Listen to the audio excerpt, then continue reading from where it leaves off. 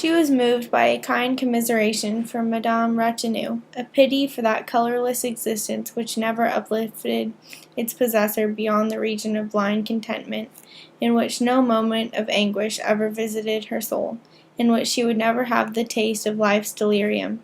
Edna vaguely wondered what she meant by life's delirium.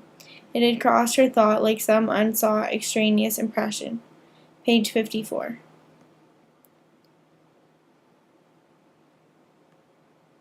It was fascinating that Miss Pontellier pitied Madame Ratignolle because she had lived the same existence. Madame Ratignolle had not realized her lack of fulfillment, therefore she was not unhappy. Edna seems grateful for Robert's role in showing her what life could be like. Without him, she never would have known the highs and lows of living. This is what she meant by life's delirium. The thing that she did not take into account was that not one of the women had married the person that would have truly made them happy. She was similar to them in this aspect.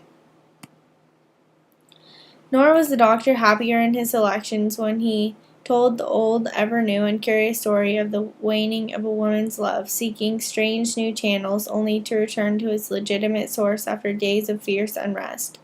The story did not seem especially to impress Edna. She had one of her own to tell, of a woman who paddled away with her lover one night in a perigue and never came back. They were lost amid the Baratarian Islands, and no one ever heard of them or found trace of them from that day to this. It was a pure invention. Page 67. At the dinner party that Edna throws following her day at the races with Alki Arabin, the doctor tells the story of a woman who strays from her husband in search of new love, only to find that she desires to return to the man she knows. She counters this tale with one of her own, of a woman who runs off with her lover, never to be seen again. Mr. Pontellier had invited the doctor to the feast because he thought there was something wrong with Edna. The doctor concludes that she is fine and in good spirits after watching her all night. The ailment that her husband was thinking of was her newfound independence and confidence. When Mr. Pontellier learned of his wife's intentions to abandon her home and take up residence elsewhere, he immediately wrote her a letter of unqualified disapproval and remonstrance. She had given reasons which he was unwilling to acknowledge as adequate. He hoped she had not acted upon her rash impulse, and he begged her to consider, first, foremost, and above all else, what people would say. Page 88. I could not believe that Mr. Pontellier had actually said these words. He was not concerned with why Edna wanted to move, but rather how people would perceive this action. He was so caught up with appearances that he did not look deeper. It would never have occurred to him that she was being unfaithful and did not want others to find out. All he could think about was how to invent a plausible reason for her leave. The years that are gone seem like a dream, if one might go on sleeping and dreaming, but to wake up and find, oh well, perhaps it is better to wake up after all, even to suffer rather than to remain a dupe to illusions all one's life. Page 105. Edna is referring to the fact that she has never felt unsatisfied in her marriage before she met Robert and Alki Arabin. Now that she has seen through the veil, she sees how much more enriched her life could be. At first she thinks that it would have been better to never know anything other than what was available to her, but then she decides it is better to know the truth than to live in illusion. There was a perpetual smile in his eyes which seldom failed to awaken a corresponding cheerfulness in anyone who looked into them and listened to his good-humored voice. His manner was quiet and at times a little insolent. He possessed a good figure, a pleasing face, not overburdened with depth of thought or feeling, and his dress was that of the conventional man of fashion.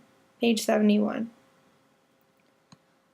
This passage perfectly represents her thoughts on Alki Arabin. She is enamored with his looks and does not care that he is a superficial man with not much to say.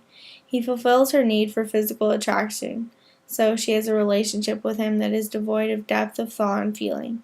This length that she is willing to go to shows that she wants to experience new things that are unavailable by the usual standards.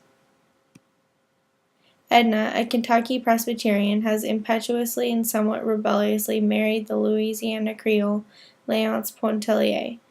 It is suggested that the marriage was purely an accident. a decree of fate, for it is his absolute devotion and the violent opposition of her father and her sister Margaret to her marriage with a Catholic that led Edna to accept Léonce. But as subsequent developments in the novel reveal, Edna's first rebellion was only one of many. Indeed, her entire life is a flight from one kind of confinement after another. Page 193. Edna is the exact example of what happens when you make decisions based on what you do not want rather than what you were looking for.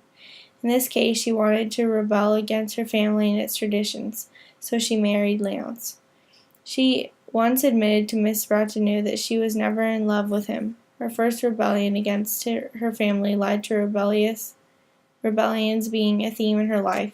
She married her husband out of rebellion, and then she rebelled against what he wanted her to do.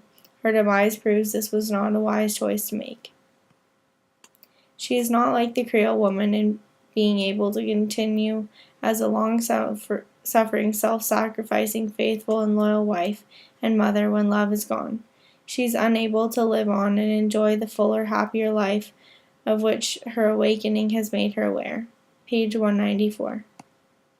I do not agree that marriage must be a self-sacrificing, long-suffering agreement. However, this was common for the time in which she lived. If she had married a man that her family had approved